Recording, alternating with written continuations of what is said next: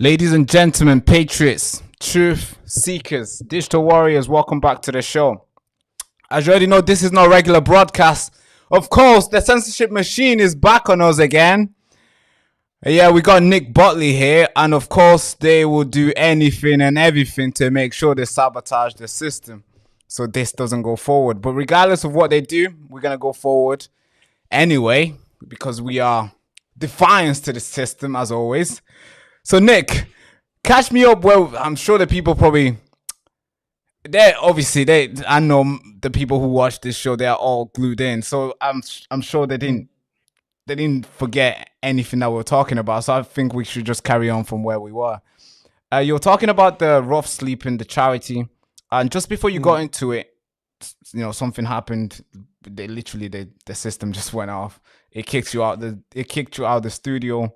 It it stopped everything from working, and now it's working, and hopefully it can work to the very end. But let's carry on with the conversation. Then you were talking about the charities and how you got yourself there. Please. Sure. So the second project we set up was about rough sleeping.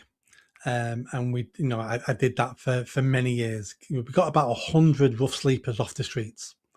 Some of those rough sleepers, we got them all into accommodation. Some of them we got into drug rehab, and then about another 70, 80 former rough sleepers we got into jobs. We got into jobs on building sites in the city centre to change their lives. And it was the same tactic. It was about sitting on street corners with these individuals, trying to find out why they're there, what's gone wrong, why they're broken. And these individuals have been broken for a long time, 20, 30 years, mainly mental health issues. Then they start taking drugs to lessen the pain. So they become drug addicts, which breaks them even more. Yeah. So then they need more drugs to compensate for the more pain. Exactly. And it's a vicious circle. Dangerous. And absolutely. And the reason why we set that project up for me was I don't want to live in a country where we allow our fellow citizens to live and die on the streets, where people are quite happy stepping over them to get to the shop. And, it's really complicated. It's not easy to solve this problem. I understand that. I understand it better than most people. But just because something's difficult, it doesn't mean we don't try. It doesn't mean we don't aim to get better and better and find new solutions and enforce old solutions. But we've got to a stage in this country now where we've given up. We say things like, oh, they want to live on the streets. It's a lifestyle choice. And it's like, no, it's not a lifestyle choice. These people are broken. They're dying. And you think they've chosen to die on the streets? No, we just need to be better. And we need our public services to be better and offer better services, because at the moment, this is across the country, councils will go to rough sleepers and go, this is our project, do you want it? And they go, no, thank you. Okay, bye-bye. It's like, is that it? Is that all you're going to do, is offer them something? They're too broken to understand they need something. You've got to work. We used to work with these people for like sometimes 6 months before they would take help off us. And we'd try every day, every week. And sometimes it takes 6 months. And what used to change these people's minds would be catching them on the right day, as in the night before they just got battered. And you catch them the next day, it's like, I will take help because I'm actually scared. Catch him the next day, high as a kite again, and not really bothered about being assaulted. So it's about going back every day. And don't our fellow citizens deserve that? Yeah, I think every single person deserves that in the country. Yes. Do you think it's because they, when they're out in the street, they kind of build a routine where they feel like, although they're numbed to the pain to understand that this is not the alternative, this is not the best thing for them, but because they've been there for so long, they also think there's no other way or anything better than being out there. And also because it's easy for them to access the things that has got them in that place, meaning like drugs and doing all doing the things that you wasn't doing before, but they got hooked now to the point where they feel like they gotta keep it going, and the moment they come out of it, they're gonna lose all the friendship, they're gonna lose all the drugs, and then they're gonna be new people. And the idea of being new is like it's so scary. They rather just stay the same. Do you think that's the issue there? Yes. The issue we have is not accommodation. The issue we have is not how much money we're spending. The issue is we have broken people who have created a lifestyle that feeds into them being broken, which is the drugs, living on the streets. And they then design subconsciously coping mechanisms for that. Right. So they'll, Yeah. they'll say to people, I'm fine living on the streets. I'm fine, because they've learned that then means people walk away and leave them alone. But once you look into their eyes and they're saying, I'm fine, you can tell by their eyes they're not fine. Yeah. The saddest thing you ever hear is you sat talking to a rough sleeper and they say to you, I'm sorry I was ever born. For someone to get that low, I'm sorry I was ever born. I've done, and it's hard work, but we Wait, never should give up on anybody. so somebody will say, "I'm sorry, I was ever born." Are they indicating that them being there is like a burden to you trying to help them out? What they mean is they've been a burden to everybody they love. I've let them all down. I've let my parents down. I've let my wife down. I've let my friends down. I've stole things off my sister for drugs. People now look at me as a nobody. The world would have been a better place if I'd never been born. That's what Yeah, they mean. that is deep. That is super deep. Yeah.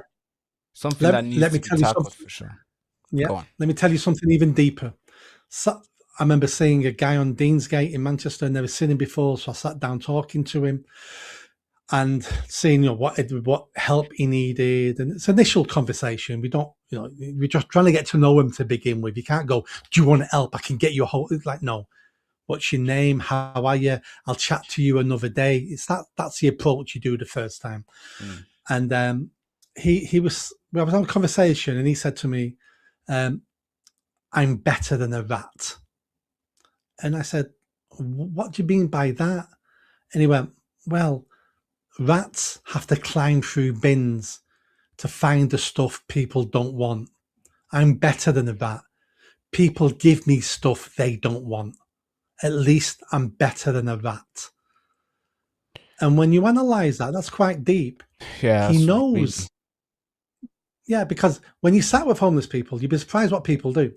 The amount of people who've come up and given someone a half-eaten sandwich, or someone from an office will come with sandwiches from the board meeting and go, oh, we don't need these, you can have them.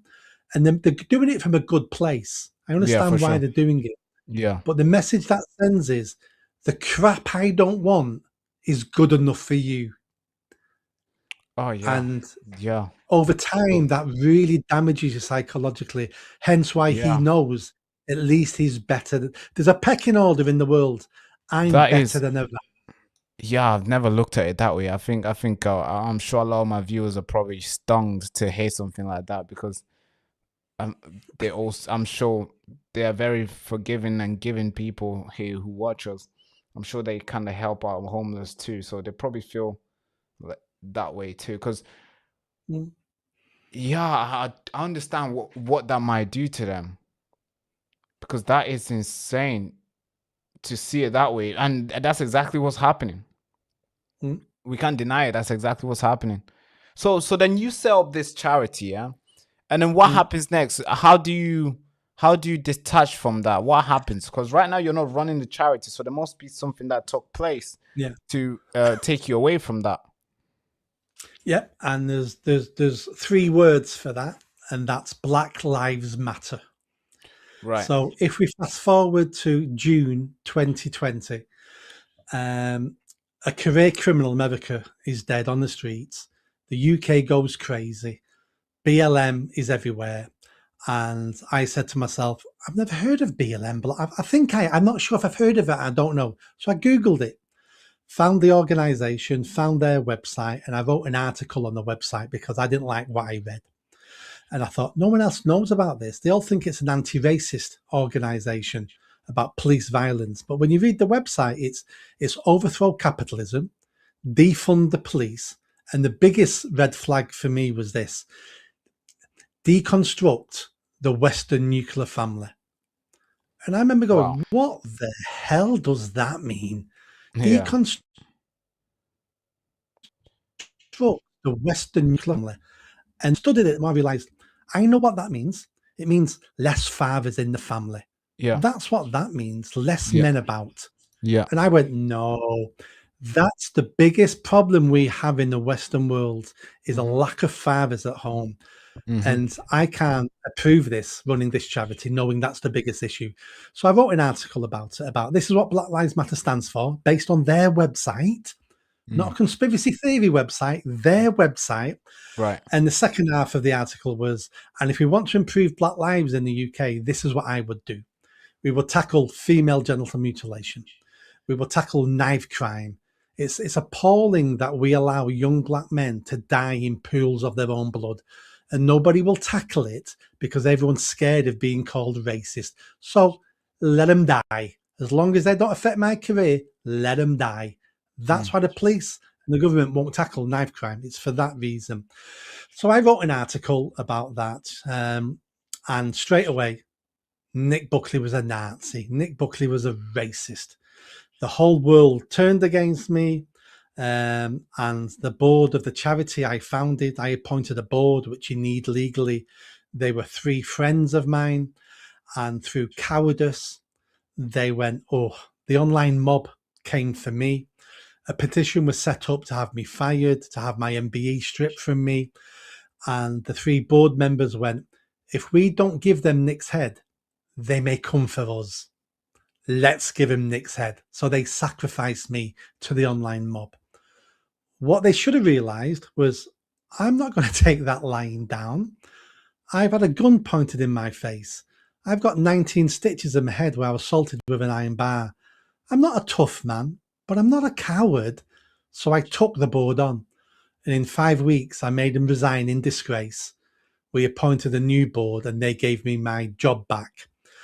And that sounds like a victory, but it wasn't, because within 6 months, a year, I had to resign from the charity because children in need, the local councils, the local housing associations who are funding all the projects all said, we're never funding this charity if Nick Buckley's involved because he's still a racist. So I had to walk away from the charity to save it. And that was an easy thing to do. The charity does great work. It was never about me.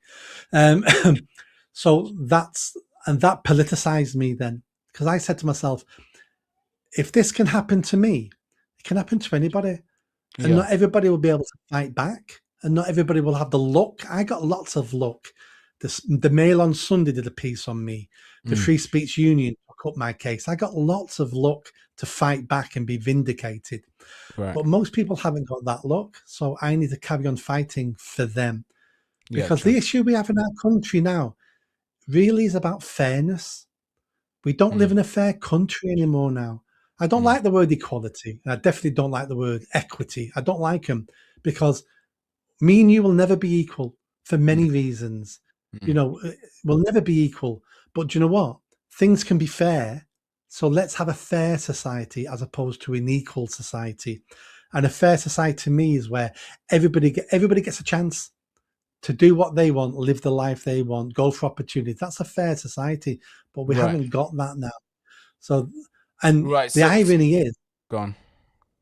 The last point is, the irony is, roll on 6 years, and everything I said about Black Lives Matter, everybody says now about Black Lives Matter. And that's the irony. That organization changed and ruined my life. And now everybody agrees with me that they were a nasty, racist, Marxist organization who, I didn't know at the time, involved in major fraud. Right. If we're gonna dive deep into, especially the knife crime, I think let's do that now. So knife crime, you see, there's a lot of people who, well, a lot of guys. Personally, myself, I've known a couple guys, not a couple, I'll say one, who from Muston, who was stabbed in 2000 and I think 2022 or 2023. And I also know of a guy who I knew who's serving life in jail because he went out there and stabbed somebody. So I know a couple people who have stabbed each other. Who some of them are in Mm, jail for life, and some are dead. So I understand how dangerous, how serious this knife crime really is. mm, Now, you mentioned that the police, the reason why they do not want to tackle the knife crime is because they're scared of being branded racist if they approach it in a manner where it needs to be approached as. yeah. And you mentioned that they rather save their jobs than to be called racist or than to actually do the job. Could you dive deep on that? Because obviously that was just a statement that you made. Could you tell me more about Yeah. that? And is there any sort of credible stuff that you've seen that suggests so, not just an opinion? Of course. So our knife, I mean, we've had a knife crime problem for a while. It Mm, really ramped up after 2014. yeah, Why 2014? Because the Tories, Theresa May, heavily reduced stop and search.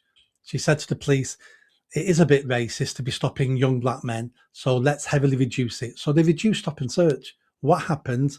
Knife crime took off. More young black men got stabbed and died and went to jail.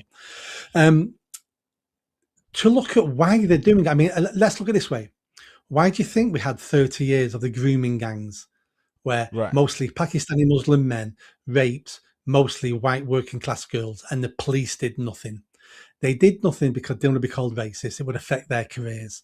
So if they're quite happy turning a blind eye to the mass rape of little white girls, do you think they're going to turn a blind eye to young black men stabbing each other on the street?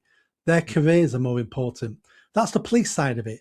But the police will do as they're told by politicians. But the politicians also don't want it happening because every time they try to do something, they're called racist. They're scared they're going to lose votes.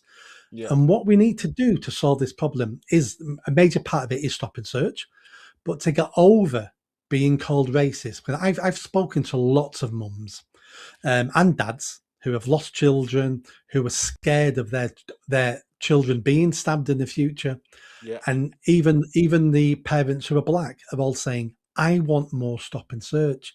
I'd rather my son gets inconvenienced a little bit than him being lying on the floor bleeding out."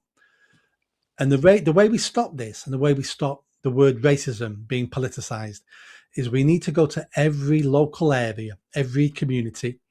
When we have every year we have local elections, we need to have a referendum in every local election that asks people, do you want more or less stop and search in this neighborhood?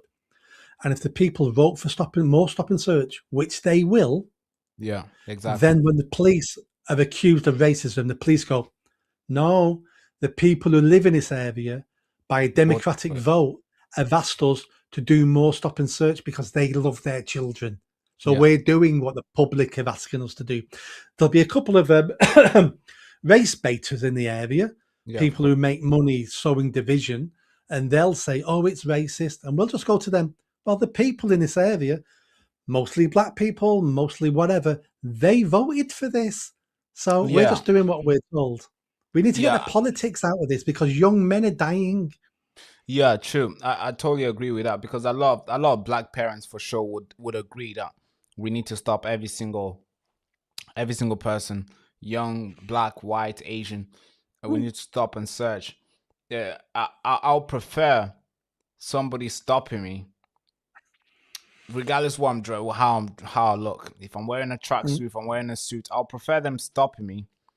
And I get inconvenient, and I'm like, oh, I'm in a rush, blah blah blah, and give them a mm. little thing.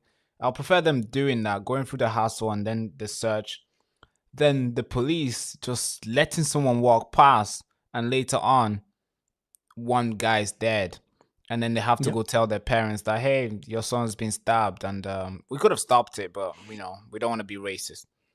I think every single yeah, parents will. I think every single parents will prefer a police officer hitting their son in the face than so they can make it at home, back to the yeah. house. I think this idea of Exactly. calling somebody racist because they're out there trying to enforce a law, it's not a thing. And also because a lot of people, I see why there's a lot of people who say it's racist because they think it's targeted to black people. Well, yeah, because obviously they contribute a lot of the knife crime. They do a lot Yeah. of a lot of these trapping. You can kind of sense, obviously. I mean, I know a couple of people who have stabbed each other. Yeah, I know a couple of people who have died. So I Mm, understand, like, I'm most likely to be stabbed by a black man than a white mm, man. So I need all the black people to be stopped and searched. For my yeah. for my safety, I want all black people to be stopped and searched. If that's gonna increase my chance of me hitting 90 years old, Yeah. if that's gonna decrease the chance of me dying in the street. So yeah, I do Mm. understand. But don't you think it's kind of like insensitive for them to prioritize their career than somebody else's son who they took an oath to protect? Absolutely. Our police are failing. Our police have been failing for decades and decades. They're not the police force I used to work with 20 years ago. I used to be based in police stations at one point. I've trained police officers. I've created award winning projects for Greater Manchester Police. I've won awards off Greater Manchester Police when I worked for the council. Um, but we have a police force now that isn't about the public. Their priorities are not our priorities. Their priorities are political priorities, free speech, demonstrations. How many police now do you know you see on YouTube knocking on someone's door? You posted something hurty on Facebook. It's like, that's never a police job. While violent crime is going up, stabbings are going up, sexual assaults are through the roof. So the police have been failing for decades. And because they're failing, police officers, we're recruiting the wrong types of people, we're promoting the wrong types of people. And this is the public service we have now. They're Yeah, not fit for purpose. yeah, I totally agree with that to some extent. Now, I want to get into your policies because you announced that you're running. I don't know, just in case the people who don't know, you're running to become a MP for Gorton and Denton, a place where I've visited multiple times, a places where I got a couple friends who live there, who will be quite, I don't know what if they see this video, they will decide for Yeah. themselves. Um, in regard to knife crime, you said that you will use a part of your salary to fund an on street project to tackle knife crime and youth violence. Could you tell me more Yeah. about that? How does that look like? Because you're getting 90K a year, or maybe £93,000 a year. How much would that be? 96. 96 now. See, they Yeah. get so politicians always get a raise, right? Last time I checked, it was Yeah. 93. Okay, cool. An extra 3,000. All right, go ahead. Yeah. So I don't need £96,000 to live on. I don't. I need some money. I'm not a millionaire. I can't give away all of it, but I don't need 96 grand. So I'm going to fund for every month I'm in power. I'm going to fund an on the streets youth project that'll be working, 2 evenings a week across the area, evenings and weekends. And it'll basically be the project I used to run for the charity. That's basically what it's going to be. Specially trained youth workers going out, engaging young people, liaising with the police, liaising with parents, trying to make sure young people aren't in dangerous areas, trying to get young people who tell us they're carrying knives to hand them over so we can dispose of them, explaining to young people how to avoid conflict, how to avoid tit for tat online where suddenly you've disrespected someone and they're out now looking for you to stab you. So trying to give them the information they need to keep themselves safe. And also trying to take the physical knives off the street as well. Because as an MP, I don't want to sit in front of an upset mum trying to explain why I wasn't good enough as an MP to stop her child being stabbed to death in the area. So I've got to do something, and that'll be a project that will work. And, I'm not saying it'll cure everything. It won't cure everything. It's only one project, but at least it'll be a start. And if it's working, maybe we can get more donations into it. Maybe businesses will want to sponsor it, and then we can have it running 5 nights a week or 7 nights a week. But the So, days of doing nothing have to be over. I mean, we already spend millions of pounds in these projects to tackle knife crime. We already Yeah, have these projects going on. Why can't we but just they don't get those work guys to actually do the work and produce results? because I've worked with council youth workers, and this is not all council youth workers, but it's a big majority of them. And they say things like, I don't want to work on the streets. I want to work in a youth club. I don't want to work on a Friday night or a Saturday night in a youth club. I want to be out with my friends. So council youth workers don't want to work where the times they should be working and Then the you fire places them. they should be working. Well, councils don't sack anybody because it's a political organisation. If I ran the council, I'd be sacking people I because mean, we should be sacking them. It should be in their contract. You're contracted to work every Friday, Saturday night on the streets. And if you don't want to do it, don't take the job. But it's yeah, not in that, their that's the contract that's because I mean, that's the way it should be, because obviously hmm, if we are, because it's a job just like every single person who has a job who work. So if we give you a role and your job is to protect this group of people, or your job is to do this, you got to do it regardless of what time it is. It's like working night shift. If you apply for that job and you say, "Oh, I yeah, don't like going out at night. I don't like leaving my house at nighttime," then you be fired. So, and we saw a need to, because the money still gets spent. That's the crazy thing, because the money is still going out our cards. Our the taxpayers' money is still being spent on these councils, but then no result has been produced. And just to go back to what you mentioned, that you're gonna use half of your salary or part of your salary to fund this street project. mm, Don't you think, since there is already people who meant to be doing that, don't you think you should just pressure those guys to do it, and then you can actually focus on your actual job as an oh, MP? absolutely. So as an MP, I have no say over the councils. Councils are independent from the MP. But what I can do is embarrass them. What I can do is find out the information and tell the public that, did you know we're spending £100,000 on anti-knife crime stuff, and it's a Tuesday afternoon where all the kids are at school. Well, yeah, that makes sense, doesn't it? So another thing I'm going to do when I'm the MP, I'm going to set up a waste and incompetence hotline where people who work for the council, there's lots of good people work for the council, but it's not their fault they can't do what needs to be done. They're told by their bosses. I want them reporting to me anonymously how the council are wasting your money, and I'm going to make it public, and I'm going to force the councils to improve through embarrassment. I'll be naming senior officers, I'll be naming politicians, and I'll be telling the people who vote for them, this is what you're voting for. You need to start voting for different people if you want better services from your council, because this is how they're wasting your money.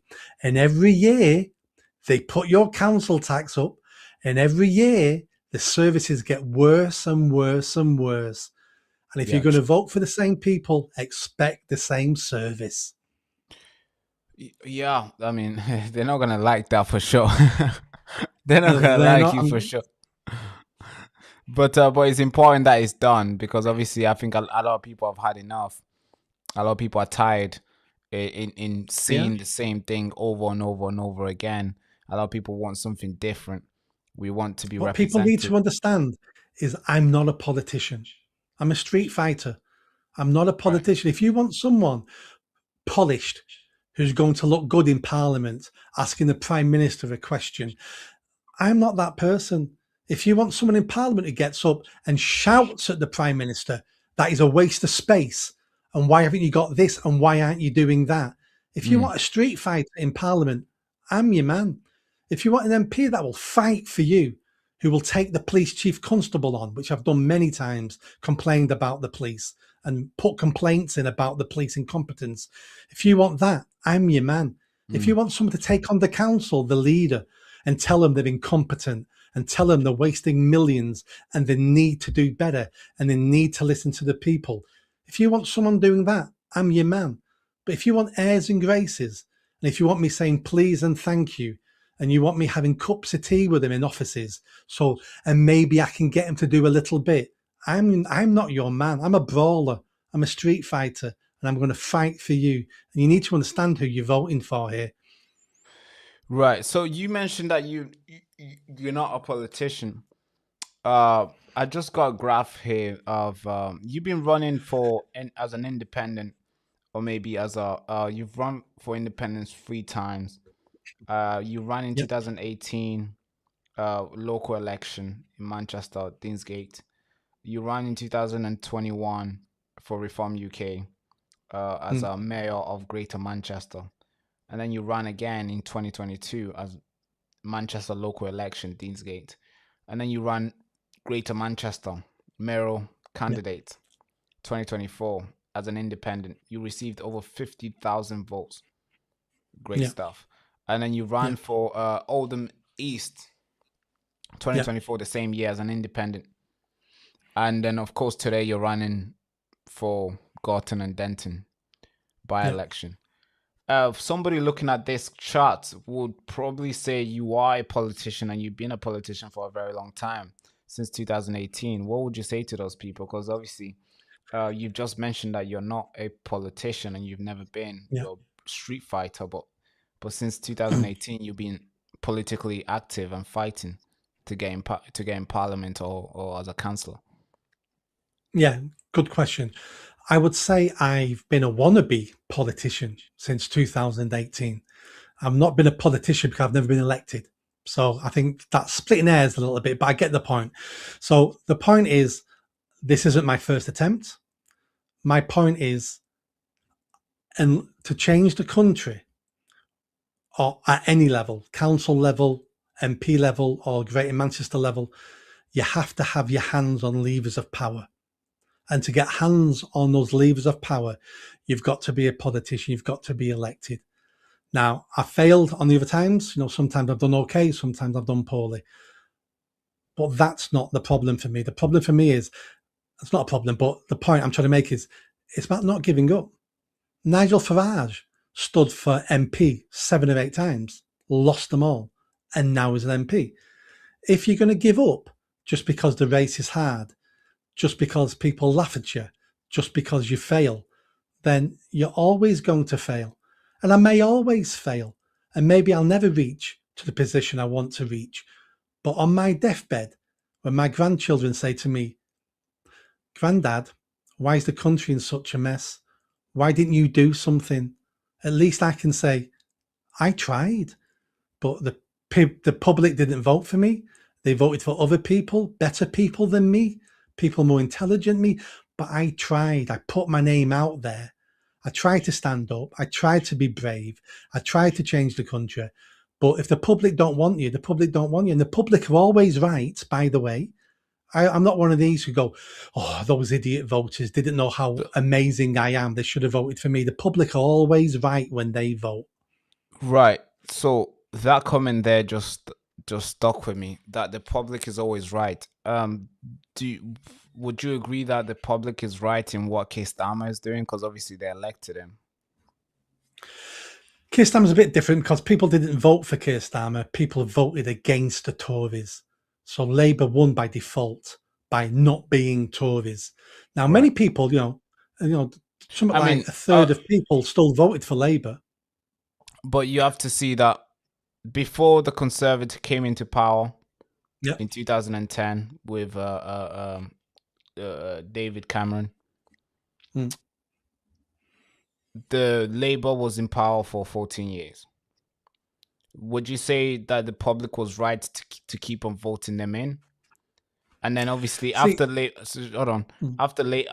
was out when they lost the general election, and David Cameron came in, they voted for David Cameron, Theresa May, Boris Johnson, Liz Truss, and then obviously she did a little month of work, and Rishi Sunak, Boris Johnson, I forgot as well. So would you say the public was correct in voting those guys in? Because you just made a point that gone. Yeah. So this is complicated, but I get the point you're making. So my answer would be this: the people vote only for the people that's available, the options that are available, and people make the best decision they can at the time with the information available. Yeah. In hindsight, people would go, "I would change my vote if I knew then what I know now." But we don't have hindsight. And what we need to be careful of, because it's very easy to do, is people like me or other politicians or people like you to look back in time and go, those people were wrong. Those people were stupid for voting that way. If only those people were like me, they would have made better decisions. That's easy with hindsight. And once we start thinking like that, the next step is, those people shouldn't be able to vote because they're always making the wrong decisions. We need to start taking powers away from the people, because they're always too stupid to understand what's good for them. People like me should be making their decisions for them, because people like me are better, cleverer, know how they should live their lives. It's a slippery slope once we start thinking we know better than other people, because those people may have different priorities to us, may have different opinions. So if they vote for someone, we may think, well, I wouldn't vote that way. But do you know what? We're not them. We have to be careful of not being disrespectful to the voter. Yeah, I 100% agree with that. I think every single person sees the world in a different way.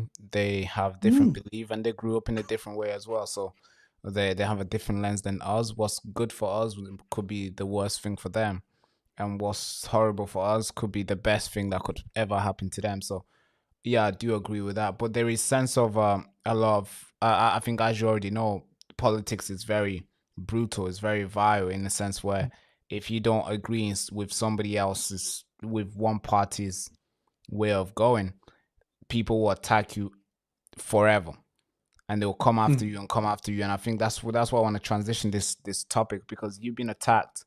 To some extent, I see the comment and I'm like, okay, rightfully so. And some extent, I'm like, all right, that's unfair for you to say this and slander him like this. That's unfair. You made an 11-minute video addressing the topics that, addressing the things that people were saying with you about you, your late tweet, the tweets that you made before and all these sort of things. Is it okay for me to bring up a topic that you, because there's a lot of things we can get to, but obviously I'm not gonna go through all your tweets. I'm not K-Stammer, or I don't do tweeting police. Okay, I'm not a tweet police enforcer. But you made a tweet here which I find very for myself kind of scary for someone to make to say, or even I'm gonna read it out loud. I'm not sure if, but I want to show the viewers on the screen as well, so then they also get what I'm seeing. Give me a second here. Now, so you made this tweet. So you said, many British young women are, hoes, but God, but don't realize they are. The days of morality and decorum are over. They make poor wives, poor mothers, and they also contribute to the idea that all women are easy and can be abused. This I've seen this screenshot. Obviously, you can see this is a screenshot. Obviously, I was not able to find the actual tweets, which I can see more context to it, seeing what you were talking about, who you were responding to, and you can tell that there's a link, there's a response link. You can see that there's a thing that you were responding to or retweeting to. Could you give us more context on this? Because given that you're going to be representing a lot of people, I think when people see this sort of tweets, they kind of get off guard and they're thinking, all right, what is this guy doing? Why did he say this? And then when they see the date, and the date says May 2025, that's literally 10 months ago or 9 months ago. So could you break that down for us, please, if you can, and why it's public? Yeah, and I'm glad you raised it, because that tweet out of context looks awful. What I'm discussing there is OnlyFans. What I'm discussing is the promotion of OnlyFans to our young women in our society. Right. It wasn't that long ago, 20, 30 years ago, that most decent people were against promoting pornography, were against prostitution, promoting it, and were against over-sexualizing our girls and our young women. We've lost all that now. So there I'm discussing about how every week there's a national newspaper doing a story about, this secretary, this police officer, this businesswoman has now given her job up, and now she's an OnlyFans model. They're not models, they're prostitutes. And we keep promoting this to our young women, and it's damaging them, and it's killing some of them. And I've spent my life trying to protect girls and women, and I'm not going to sit back and watch the over-sexualization and the prostitution of them without speaking up. Everybody else seems to be in favour of prostitution, seems to be in favour of OnlyFans. Let me make it perfectly clear. I'm not, and I'm going to speak out about it. And let me give you a couple of examples here, because some people, older Bill, you've got a younger audience. So let me give you two examples. The first example is Coronation Street. There's an actress, former actress in Coronation Street called Helen Flanagan.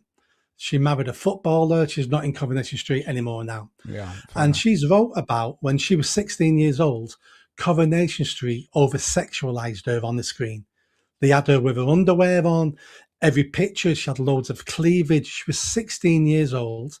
And the storyline was her having an affair with her school teacher. And in real life, the actor was 37, 38 years old. They're having to kiss on screen using tongues, all acting. And he was a nice guy. He's not a perv. He's acting. She's Right. 16. And she said that's damaged her. And she over-sexualizes herself now all the time because that's all she knows how to do. And she blames Coronation Street for doing it to her when she was 16. Yeah. That's wrong, and we should have stopped that. Another example would be Britney Spears. Britney Spears now is she's had a breakdown because she's been sexualized since she was 16, Yeah. and we've damaged her. And Yeah, all really the feminists and all the girls will be clapping, going, "You go, girl, strong, independent woman." I'm going, "No, you're not when you're a prostitute. Let's stop turning our women into prostitutes. It's not a lot to ask." And there's that many porn stars online on YouTube, former porn stars who have done videos crying, "I'm sorry I've did it." All that's online now forever. Yeah. My Yeah, once you children, post my it, yes. children, yeah, my children at school coming home crying, saying, "My friends have seen my mum doing the most horrendous things." Some of them are saying, "I'm not having children." They're on antidepressants. They've got, they're all messed up. So I'm trying to have that conversation. I'm trying to out that. I'm trying to protect women and girls in my country. And guess who the baddie is? I'm the baddie. I'm the sexist pig. I'm this, I'm that, for trying to protect girls and trying to protect young women in my country. And they've politicized this now. Yeah, of course, as you already know, this is how politics works. It was important for me to, to get more context to it, because of course this is the first time I think this is the second time we spoke, because we spoke last time in real life, but we didn't get enough time. But when tweets like that come out, you're thinking, hey, is that the guy who I was literally talking to? Is this what he thinks? And I think those are important. These are important questions to ask, because when voters see these tweets, because there is a lot of girls in Gorton. I mean, I've gone to Gorton before. I mean, Gorton was a place where I used to chill. So when young girls see this thing, they won't even want to listen to you, because obviously looking at that without any context, you instantly think this guy is obviously a horrible person. So that's good that we clear that out. Now, there's a lot of people who are running in Gorton, not just yourself. There is obviously yourself, Nick Buckley. There is Matt Goodwin, who's obviously famously known for joining Reform UK and turning from a professor to become a guy who now wants to run. There's Hannah Spencer, who has made a lot of noise on TikTok. There's Jackie Pearson, Sebastian Moore, who you were with a couple of days ago from the Social Democratic Party. Now, what is that you have that set you apart from all these people? Because I'm sure somebody will be watching this from Gorton thinking, hey, Barack, I don't know what's going on. I don't have enough time to research and watch every single interview of these guys go on. Could you ask the question if these guys what sets them apart from what sets you apart from the other guys, so then they can kind of trust your word and see what they will take from that? Sure. So for me, it's two things. The first thing about me is I'm local, lived and raised in Gorton and alongside. So I know the area, I know the streets, I know the people. I've got siblings, parents, I've got cousins and aunties all living in the area, and many, many friends over decades and decades. I'm from that area. Many of these people running have all been parachuted in, who don't know the area. It's just the next stage for them. Now, being local is extremely important, But it doesn't matter if you're local if you've not got a plan. I've got a plan for this. And some of the other candidates have got plans, but their plans are national. You know, the Green Party will be talking about net zero. We need to do more for net zero. Matt Goodwin is saying, if I win, it's going to force Keir Starmer to resign, and it won't. But no one's talking about local issues. I've got a 5-point plan here. On day one, if I'm elected, I'm going to set up on day one a local grooming gang inquiry to find out what went on with our children in that area, who covered it up, who knew about it. And if we get names of people, I'm going to publicly name and shame those officers, those council staff, those former politicians in the area who did nothing. So I'm there protecting your kids from day one. Point number 2, we've talked about it, knife crime. I'm going to fund an anti-knife crime project because I don't need 96 grand to live on. We're going to work on those streets, taking knives off the streets and making sure kids are safe, because I don't want your kids dying. It sounds weird saying it, but I don't want your kids dead. So I'm going to do my best on that. The third point is I'm sick of the councils wasting your money, wasting my money. So I'm going to hold the councils to account. We're going to set up that hotline where council staff can report wasting incompetence, and I'll go public. I'll go to the press. I'll mention it in Parliament, and we'll embarrass the councils to do better. To do better, because they work for us. They're public servants. They're not our masters. They're not our overlords. Right. And then when it comes to the police, every month I'm going to get a senior police officer to come to a public meeting where anyone in the area can just turn up, and we're going to get updates off the police. What are your priorities? What are you doing about burglary in this area? What are you doing about that? Why is this getting worse? Why is knife crime getting worse? And not speaking to a PCSO or a sergeant. I'm talking about a chief inspector. I'm talking about a superintendent, because they're the ones who make the policies, and we need to hold them accountable because they seem to have forgotten they work for us. That's right. They seem to think they're our guards. They seem to think now they're the Gestapo, the Stasi, the Checker, and we will do as are told. No, you've got this wrong, mate. You'll do as you're told. We'll tell you what our priorities are. We'll tell you how to fix the burglaries. We'll tell you where you need to patrol to make our lives better. I want to flip the tables on the police because they need to do better. And the final point is, if I'm doing that to the police and the councils, who's doing that to me? I could be full of it. I could take this job for 3-4 years, 96 grand. Jobs are good and nothing you can do now. So I'm going to do 10 public meetings every single year where anyone can turn up and hold me accountable. You can ask me questions. Nick, why did you vote this way in Parliament? Why are you not in Parliament? I never see you in my area. Where are you? What are you going to do about this? And I want the people of the area to hold me accountable, because it's not good enough that they have to wait 2 or 3 years to have their say on me. They need to be having their say on me almost monthly to make sure I'm doing what they want me to do, because I'm a public servant. And unless they hold me to account, I might get lazy. I might get corrupted. Power corrupts. They need to hold me to be the best MP I can be. That's right. And all those things I've mentioned, I can do with no extra money, no support of the police, no support of the council, no support of Parliament. I can do all those things with hard work, grit, determination. So that's what I'm promising the people. I'm not promising pie in the sky. We're going to build a new hospital. We're going to build new roads. I can't promise any of that. I can try, but I can't promise. But I can promise those 5 things with my hand on my heart. I'll deliver all those 5. Yeah, so much conviction there, which of course a lot of followers, a lot of voters will probably connect to that, because there's been a trend of politicians promising the world, promising them everything. Nowadays, there's a politician, not a politician, but used to be a professor, but he's promising that once they win, Keir Starmer will resign. And Keir Starmer today was meant to resign, but he said, "Hey, I'm not resigning." So I guess Jeffrey Epstein won't make him resign. Peter Mendelsohn won't make him resign. All these chief of staff won't make him resign. I guess Gorton will make him resign. Somebody might say I resist to that argument, but yeah, could you tell me more about the because there's something that you reposted recently, and I kind of agree with it, but I don't know if you actually stand on it.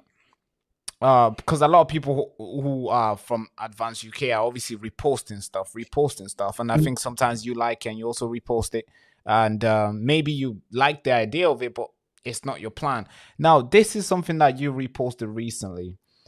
Is this a part of your campaign, and is this a part of what you want to do with the family? This is part of our national policy. Advance Right, UK have announced national policy, so that's what this is. right. This is what I want, but I Hmm. can't promise this if you elect me as an MP, Yeah, because we would need to be in government to yeah, for that. promise those things. So I'm not promising people that. I'm saying these are the things we agree with. So if I can push those sort of policies in Parliament, I'll push them sort of policies, but I can't make those promises because we're not in government. Right, right. Well, maybe I was misled because it said local candidate for Gorton and Denton. Yep. So I support those things, and if the government, Labour government, is pushing one of those things, I'm voting for it. I'm not going to Yeah, be one of those MPs that always votes against the government because we hate the government. If the government puts something forward that I think is good, I'll be voting for it. If Reform puts something I think is good, I'll vote for it. So yeah, it's about doing the right thing. It's not about playing politics.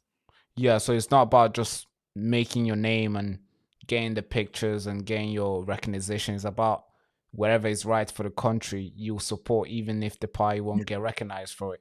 I think that's Yep. something that we need in Parliament. A lot of people will, we see when the Conservative Party were in power, the grooming gang, they wanted to cover it up because they didn't want to seem incompetent that it took place and they didn't do anything. So they cover it up. Now Labour Party is in. Obviously, they don't want people to know because people will find out that they did something wrong and they didn't look at it properly. So now they're covering Yeah. it up. So it's like everybody's just it's just looking after their party rather than looking after the people that they promised that they were going to protect, which is kind of like insane. But now here's a lot of criticism that a lot of people have thrown at you, that you have run for Reform UK, Independent, and now obviously you've gone through pie and pie and pie. Not many pie, but you've run it as an independent all the time. Mm. It looks like you like doing independent stuff, and obviously you run with Reform UK a couple times, and today you're running with Advance UK. I mean, Yeah. why Advance UK? Why not Reform, since Reform is creating a lot of momentum? And I'm not pitching for Reform. I've not Yeah. spoken to any reformers. I kind of do not like the way they're going, but it's just a way to just put it out there because I believe the reason why Matt Goodwin is running for Denton and Gorton is because he can say he grew up in Manchester, which obviously his accent doesn't really sound Mancunian to me. To be fair, he sounds a little bit posh to be from Manchester. And not that we He, don't sound he posh over here, but he's not from Manchester. His grandparents were from Salford, so he grew up down south. He's yeah, he's a southern posh boy. We've got to start telling the truth. That doesn't yeah, mean he's but a bad person, but I like lots of things he says. But he's a southern posh boy. now, so why Advance UK? Because obviously this is a big Yeah, horse that's growing fast. This is a horse that's running. This is a big boss that's breaking yeah, things and moving fast. Advance UK with obviously Ben Habib, and you've chose yeah. to back and represent this party. Why this party? Let me start why not reform. So why I left reform? I left reform because it's a dictatorship. You can have no say in reform. Nigel Farage has a say over everything. It's purely a dictatorship. Now, the smart move for me would have been to keep my mouth shut, stand for them as an MP, maybe win at the general election, or maybe they would have put me up in Gorton and Denton, and I'd been an MP. As I was told, I could have £96,000 a year. That would have been a nice life. Not much hard work because I'd do nothing. Expenses paid to London all the time. 90. That would have been a fantastic life. But Mm. do you know what? Doesn't improve the country, does it? So I left Reform because Reform are not good enough. Reform are turning into a different version of Labour and the Conservatives. Reform are full of Tories. Why Yeah. wouldn't we just like the Tories? Right. So then I left Reform and wasn't going to join any more parties. I thought, I've had enough now. I'll stick with Independent. And then Ben Habib set up Advance UK. And I looked at it and I thought, this looks a lot better. And if I want to win an election, I'm going to need a party behind me and I'm going to need some money. Because when I ran for mayor as an independent, I had to take £25,000 out of my pension to Right. fund the campaign. And I can't afford to do that again. So I then said, maybe Advance UK. And I thought, well, I need to speak to Ben. I didn't know the man, never spoken to him. So I wrote to him and said, will you come on my podcast? I want to talk to you about me maybe joining Reform, but I've got a load of questions first. And he said, yeah. So he came on, we spoke for an hour and I went through all my points. This is important to me. That's important to me. This is important. And he answered them all. And I realized at the end of the interview, we're on the same page of everything here. So I said to him at the end of this interview, I'm joining Advance UK. So I joined. So I joined the party. Then this by-election was sprung upon us. And Ben Habib said, Nick, would you run on our behalf? And I said, I'd love to. And that's why I've picked Advance UK. Right. Okay. So it was more of like there was no place for you then, in a sense where every single party was not the one for you. Because obviously, maybe the Yeah. Tory, you didn't look at the Tory, no? And No, it no, looked no, no. like Advance. I Maybe let looked me at just Reform ask. because they were different. Let me just ask it this way. Advance UK came at the right time when the country needed it the most, and you were there, and that's why you're Yeah. representing it. Is Yeah. that a fair assessment to have? It's spot on. All right, perfect. Just wanted to kind of understand, because there's a lot of people who have an opinion about people who join parties, and oftentimes those opinions are never dispute, and that people just take it as like facts. And it's good that you've just cleared that out. Now, here's a question I want to ask you before we move into the questions that the viewers might have. Mm. So what's the? Because I've not been in Gorton for. I don't travel that much. I've not gone to Gorton since 2024, 3. Mm. Yeah, that's how. Don't go there anymore. There's a lot of problems. There's a lot of perceived problems. One might say it's a little bit scary. For me, going there, I never used to go there alone. There's a lot of youth who have a lot of energy and they will do anything that they consider fun, and usually it's like too violent. There's a lot of the area. Most of the area are not clean, in a sense where there's too many things outside. You can see beds outside and all these crazy stuff outside. I don't know if you know, but when you walk around Gorton, you kind of see that a lot. So that needs obviously taken care of. But from what you've seen and from what you obviously you have more data than me on this topic, what would you say is the most urgent issue that Denton and Gorton is facing, that National Party have been ignoring for a very long time? And could you get on that for me, please? Because Yeah. So let's split the area in two. Let's talk about Gorton and then let's talk about Denton, because they've got two different areas and two different priorities. And the priorities I'm talking about will be what people have been telling me over the last week or two. So in Gorton, pardon me, you're spot on. People in Gorton are telling me their priority is rubbish, grime, dirty streets, and dog poo. That's their number one priority. They said the place is dirty. It's always dirty. And if the council ever clean it up, it's dirty again days and weeks later. And many people are saying it never used to be like that. It was a much nicer area. And the dirt, the grime, the mess, the fly tipping, the dog poo, graffiti, that's their number one issue. Now, that's a council issue. So we need the council to do better. We need the council cleaning up more, moving resources from one place that no one cares about and moving them to cleaning up the streets in Gorton. And we'll do that by embarrassing the leaders of Manchester Council.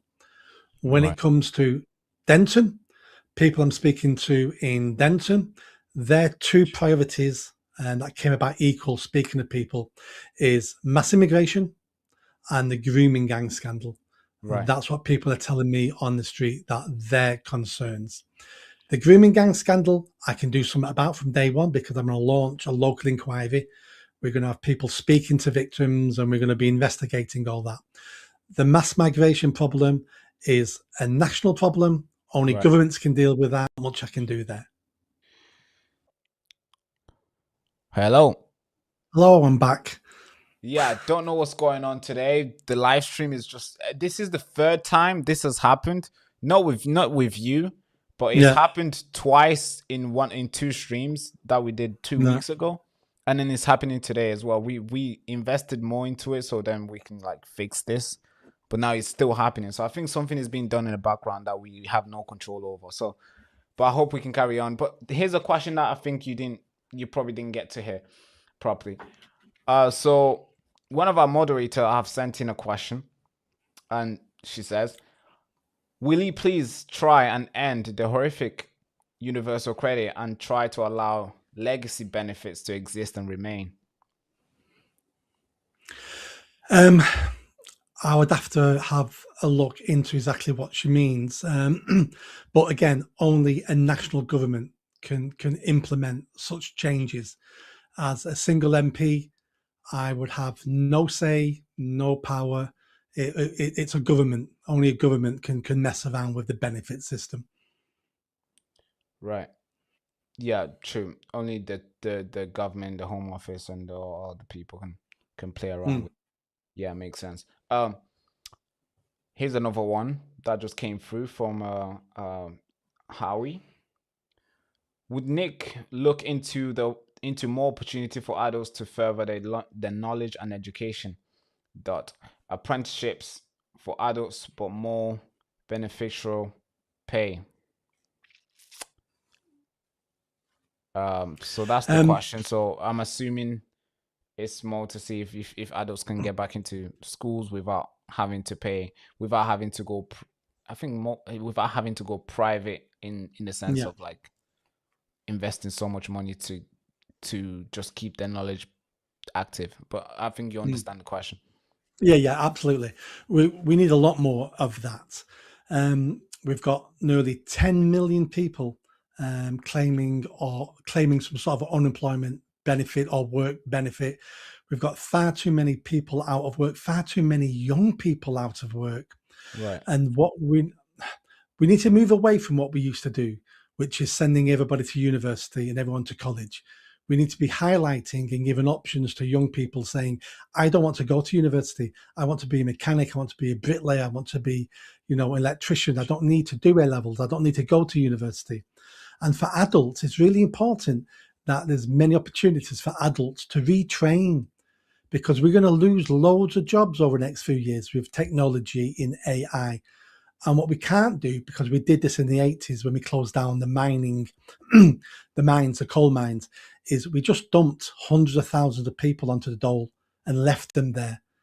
What we need to do now is make sure when jobs are disappearing because of technology, we need to be doing retraining opportunities paid for by the state so those people can retrain and go into a different career, a different path in life. We've got to learn from what we did in the 80s, which is mass unemployment and just dumping people on benefits for the rest of their life, because that's what we did. Yeah. Yeah. I think that's quite sad because you handicap them in a sense where now they become more of a child to the government rather than more competent to them, that they can actually go Yeah. out there and still compete and win in life. But when you give them benefits, it's more like, hey, you can chill here and I'll get something sorted for you, which obviously leads to a Yeah. lot of homelessness when the government doesn't come into their aid at the right time. It leads more into wrong financial choices because obviously there's no that sweat and blood to get the money. Mm. It's Yeah. always you always have a good financial mind when you know how you got your money, but when you're just sitting there and it's coming every month or every week, however way you get it every year, you don't know who's paying. It's just coming, Mm. so you think you can just spend it and you're gonna get it again. So there's no that sweat, like, all right, I'm not gonna spend too much because I gotta go back to work. I know how hard it is to get it. Yeah, So exactly. no, but I wanna. There's a follow up question on that when it comes to trying to end the horrific universal credit and trying to allow legacy benefits to exist and remain. There's a follow up question. You mentioned that you don't know, you're not sure, you don't have one for that, and if you do, it would have Mm. to be at the national level when you are in government. Does Advance have any sort of policies on that? What does Advance We've not, stand on? yeah, we've not got because we're only 2 months old. We've just announced some policies over the weekend.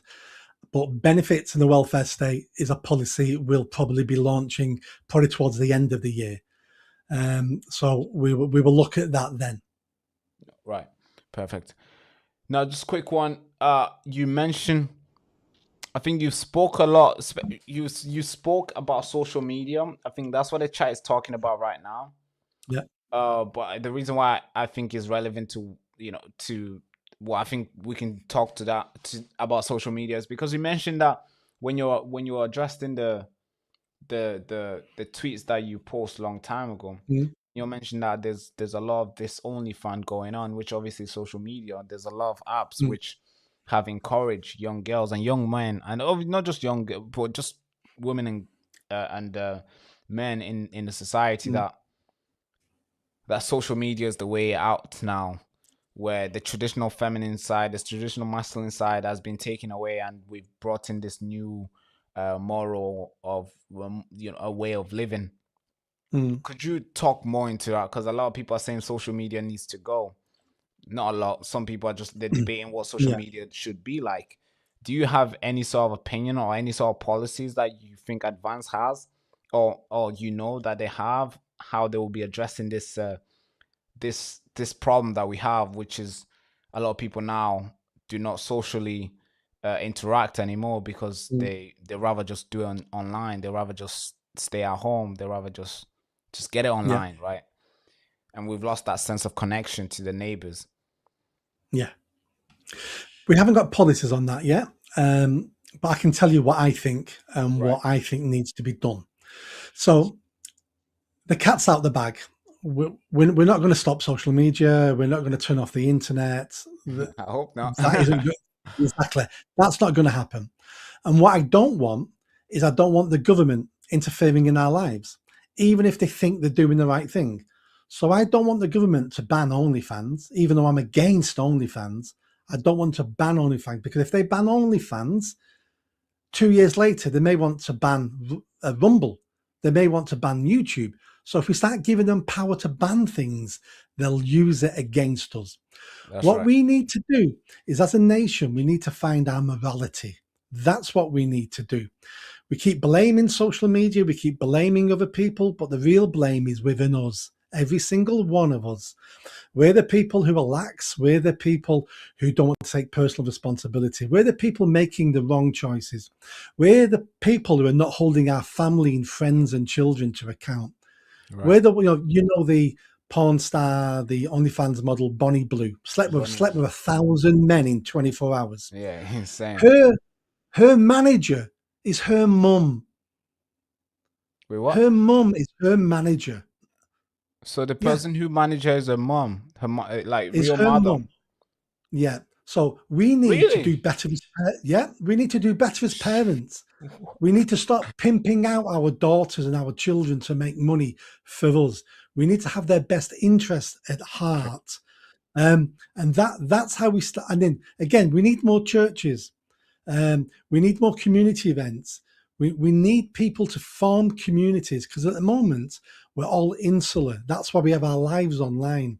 And we're social creatures at the end of the day. We need company. If we're going to live happy lives, we need company. That's why something like 20% of all women in the UK are on antidepressants. 20%. Yeah, that's a lot. That's not a good sign that we're happy. 5,000 men every year in the UK kill themselves. Yeah. 5,000 men. Yeah. We're not happy. And until we address that, until we start coming together, around churches, around community clubs, around, youth centres, whatever it is. We need to start bonding. We need to start working together. We need to start putting our communities first. And we need to stop being old selfish Nick 30 years ago. And we need to start saying to ourselves, the community comes first. I come That's right. second or third. That's And we right. need to do that as a nation. That's right. Yeah, I totally agree with that. In the sense where uh we can't be banning stuff. We can't be banning. Although I don't No, like OnlyFans, I don't think we should start banning, because as soon as we start banning, where else that the government, will not ban? They might exactly. want. They've Exactly. tried to ban X. They're literally investigating X. Once they banned X, where are you gonna? I think X and maybe Facebook a little bit, but not too much. It's probably one of the place where you feel. It's probably like a place where you feel like you're in a pub where you can say anything that you want. Mm, Um, but once they remove that, since we don't do social, we don't interact socially outside anymore. Since mm, obviously a lot of pubs have been closing, and if they remove X, I mean, where will we be? Are we gonna just tune into GB News? Are we gonna just tune into yeah, shows who are owned by people who also don't have the best interests at heart for us? So that's the thing. That's the thing. But it's been very, very good talking to you, Nick. I think since you're in Manchester, I'm in Manchester as well. I think we should link up one time, and we can do something, in real life as well. yeah, What do you sure. say with that? I think Yeah, that'll yeah, be yeah. cool. Absolutely, not a problem. Perfect. Now, a viewer who has been very, very engaging in the chat has a question I think is important. I asked Yeah. you this question. So he's I think out of everybody in the chat, he's been a guy who has supported you throughout the chat, I have to say. And it is asking more from you. He wants more Mm. from you. He wants you to win. He's a super advanced UK member, I believe. Now he's asking whether if Tommy Robinson will come out to your aid in a sense where they will push you further, because Tommy Robinson endorsed Mark Goodwin, maybe because Yeah. obviously you were not there, your name was Yeah. not there yet.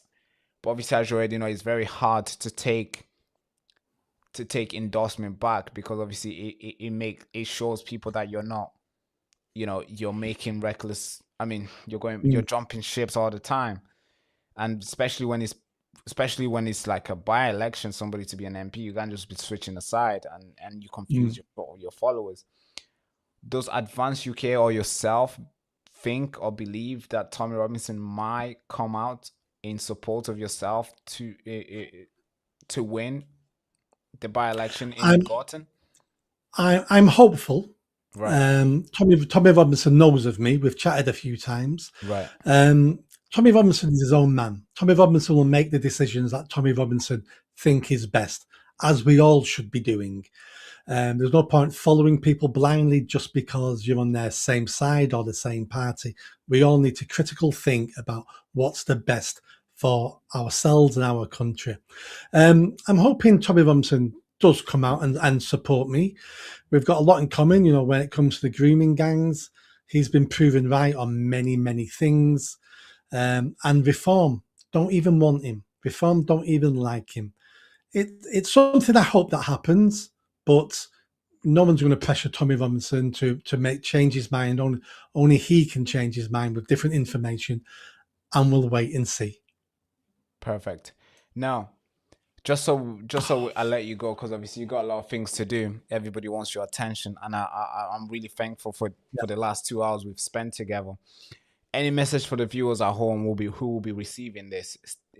Still standing on the fence, still not convinced, still Mm. thinking that you running is a way to split the vote and give the Green or the Labour Party another chance. Those guys who are Yeah. very critical on you, is there any? And also those guys who also love you so much that they don't wanna, they do not criticize or look at any other way Yeah. of what you do. Is there any message for those guys, those two groups that I just mentioned? The ones who are Yeah. super fans, where they think everything is nice and everything's gonna be easy and you're gonna just go in and win. And then there'd be these guys who think you running is like the worst thing and the country will be Mm. blown up, Russia will come in, Hitler will be Yeah. back, or some, however bad you want to make it. Yeah. Any message for those two groups? Yeah, let's start with the latter first. So if Reform win, it makes no difference. Reform have 9 MPs instead of 8 MPs, and they can do nothing, just like they could do nothing with 8 MPs. Right. If the Greens win, they will have 5 seats instead of 4 seats, and they can do just as little, which is nothing, as they could with 4 seats, with 5 seats. It changes nothing in the country because Labour have a super majority. They've got 200 majority. It makes no difference. The only thing it makes a difference is to Gorton and Denton. So the question you need to ask yourself is, who's going to improve Gorton and Denton has the best chance of doing it? It's not Parliament and it's not the council, it's the MP. Which MP do you think is going to work the hardest, knows the area best, and is a street fighter, and is going to fight to get you the best deal that they can? That's what you need to think about. Everything else is just playing political football at this by-election, because Right. nothing changes the day after this election nationally. Nothing changes. Right. And for the people who like me and support me, I think what I'd say to them is the 5-point plan. You know, you've seen the 5-point plan that I promised I'm going to deliver. It's all achievable. There's nothing crazy there that can't be done. And if we achieve those 5 things, Gorton and Denton will be a better place to live. And if we can achieve these things here, other people around the country will go, why won't my MP give me a local grooming gang inquiry? Why won't my MP fund an anti-knife crime project? Why won't my MP hold the police accountable? If I can do it here, we can open the floodgates to start changing the country at a local level. Nick, it's been amazing talking to you. I can't wait till we see each other, and maybe we can do something in real life in Manchester. But thank you so much for coming on. The last 2 hours have been amazing. Even though they tried to shut you down, they tried to remove your fear. I think they removed it. They removed you once, and obviously we had a second time, which it went wrong again. But yeah, they tried. They shut down the channel in a sense where the system that the server that we're sending through the channel so people can receive the good quality video that we're doing right now obviously crashed. YouTube might be in favor of that, given that once we came back, we basically have 20% of the view that we had at the start, which is like, okay, it's a win for them, I guess. But despite all that, you still gave my time. You still gave your time here. You were patient, and you waited, and it looks more. It's for me. It's very, for me, how I see that is, it shows that you're not just trying to just get your words out and go, but you actually want to spend time, you actually want to talk, and despite everything that might happen in between, you'll still be around and have a conversation, and I find that very genuine. So thank you so much, and of course I wish you all the best looks. Go out there, and of course the people in the chat will be rooting for you while you're out there smashing the doors and winning the hearts and the mind of the people. Thank you so much for coming on, Nick. Appreciate you. You're welcome. And let's do this again soon. Let's do it. Thank you so much.